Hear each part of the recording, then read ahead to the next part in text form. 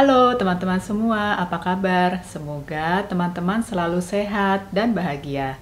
Terima kasih sudah kembali lagi ke channel aku, dan buat teman-teman yang mungkin baru pertama kali nonton video aku, salam kenal, nama aku Maria. Aku suka cerita-cerita dan berbagi pengalaman tentang minimalisme, gaya hidup yang sederhana dan bersahaja. Sebagai seorang karyawan korporat, aku dan suamiku jelas bergantung pada yang namanya gaji untuk memenuhi kebutuhan kami sekeluarga. Kali ini aku mau sharing tentang beberapa langkah bagaimana supaya siklus gajian kita setiap bulannya, terutama untuk para karyawan ya, menjadi lebih sehat dan lebih stabil. Supaya meskipun dompet kita itu tua, tetapi setiap hari isinya selalu tanggal muda.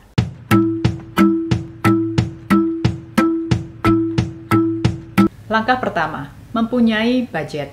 Menurutku, budget adalah cara yang paling tepat ketika kita ingin mengetahui kondisi keuangan kita saat ini. Gaji berapapun, mau besar mau kecil, jika kita tidak membuat budget, maka kita tidak akan pernah tahu kemana uang kita itu pergi setiap harinya. Dan itu akan membuat kita merasa bahwa setiap akhir bulan uang kita itu tinggal sedikit. Jika kita mempunyai budget, maka kita tahu persis berapa jumlah pendapatan kita dan berapa jumlah pengeluaran kita setiap bulannya.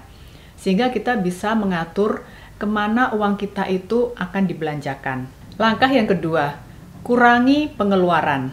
Manusia sebagai makhluk hidup mempunyai 3 kebutuhan pokok untuk bisa bertahan hidup, yaitu pangan, sandang, dan papan.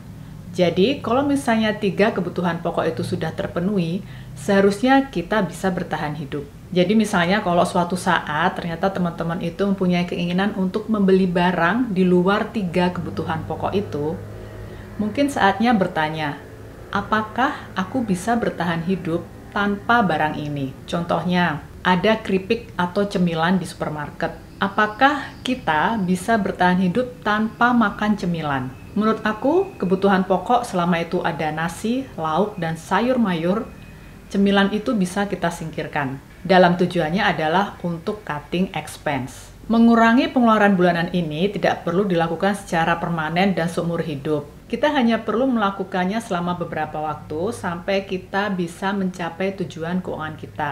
Seperti ketika aku dan suamiku berusaha untuk melunasi cicilan KPR kami. Mungkin kami melakukan sedikit penghematan, tetapi itu hanya dilakukan selama maksimal 4 tahun, sampai kami bisa melunasi KPR kami. Dan hasilnya sekarang karena kami sudah bebas cicilan dan hutang, akhirnya kami bisa bebas untuk menentukan mau menjalani gaya hidup yang seperti apa.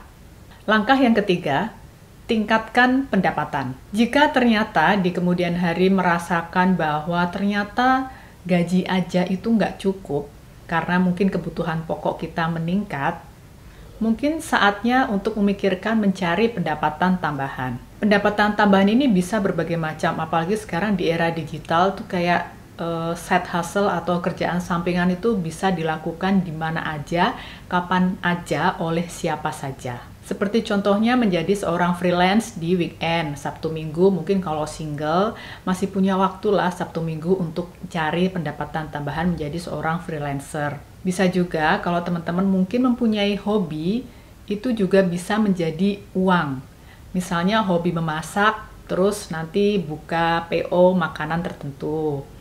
Atau mungkin hobi fotografi, nanti bisa jadi fotografer wedding.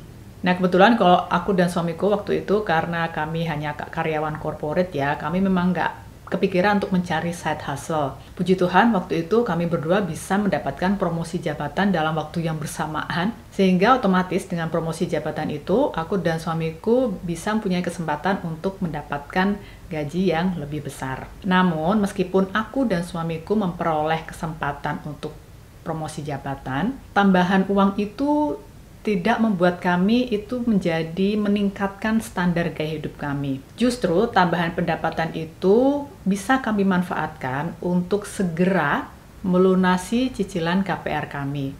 Langkah yang keempat, membangun dana darurat. Nah, ketika kita bisa meningkatkan pendapatan nih, entah itu dari part-time job atau dari freelance atau mungkin dapat bonus atau THR, insentif. Saatnya kita memikirkan untuk membangun dana darurat. Aku dan suamiku pun juga begitu. Ketika pendapatan kami meningkat nih, kami bukannya meningkatkan standar hidup kami juga atau terus beli mobil yang lebih bagus atau beli gadget yang lebih mutakhir gitu, tapi justru kami langsung menyimpan beberapa uang untuk disiapkan sebagai dana darurat. Buat kami, dana darurat itu sangat-sangat membantu kondisi keuangan kami, terutama untuk hal-hal yang membutuhkan uang cash secara mendadak gitu. Misalnya kayak ban bocor, lalu ada keluarga yang sakit tapi tidak di-cover BPJS. Jadi di situ kami langsung bisa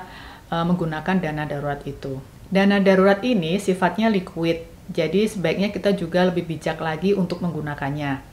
Jangan sampai nih karena ada promo diskon yang hanya berlaku 1 hari, maka kita rela mengambil sejumlah uang dari dana darurat hanya untuk membeli sebuah barang yang diskon. Itu bukan kondisi darurat, teman-teman. Langkah yang kelima, lunasi semua hutang dan jangan buat hutang lagi. Bagi orang-orang yang mempunyai cicilan pasti selalu merasakan bahwa uangnya itu selalu habis untuk bayar cicilan. Itulah sebabnya cara untuk menghentikan perasaan seperti itu adalah dengan melunasi semua cicilan dan hutang yang kita miliki. Nah, ini adalah cara yang paling tepat jika kita ingin membuat siklus gajian kita itu menjadi lebih sehat dan lebih stabil. Ketika kita bisa menikmati gaji kita hanya untuk diri kita sendiri dan untuk keluarga kita, bukan disisihkan 30% untuk bank, itu rasanya akan sangat-sangat menyenangkan. Nah, kalau sudah selesai nih semua cicilan dan hutang, jangan sampai kita mempunyai keinginan untuk membuat hutang baru lagi. Kadang kan ada orang yang ketika cicilan mobilnya udah selesai nih, dia kemudian punya keinginan untuk membeli mobil baru dan membuat cicilan baru lagi. Nah, kalau punya habit seperti ini, maka siklus gajian kita nggak akan pernah sehat dan nggak akan pernah stabil gitu. Kita tidak akan pernah bisa merasakan bagaimana nikmatnya atau menyenangkannya ketika hidup bebas cicilan dan hutang. Ketika kita mempunyai keinginan untuk membuat siklus gajian kita lebih sehat dan lebih stabil ini, memang ada beberapa kebiasaan atau habit dalam diri kita yang perlu kita ubah. Dan itu memang butuh waktu dan butuh penyesuaian. Ibaratnya seperti kalau kita ingin membangun sebuah otot nih dalam tubuh kita nih, itu kan kita butuh workout yang berbulan-bulan, kemudian membutuhkan nutrisi yang tepat juga supaya si otot ini terbentuk kan. Begitu pula ketika kita ingin membuat isi dompet kita itu selalu tanggal muda. Butuh latihan, butuh mengubah kebiasaan, dan juga mengubah mindset.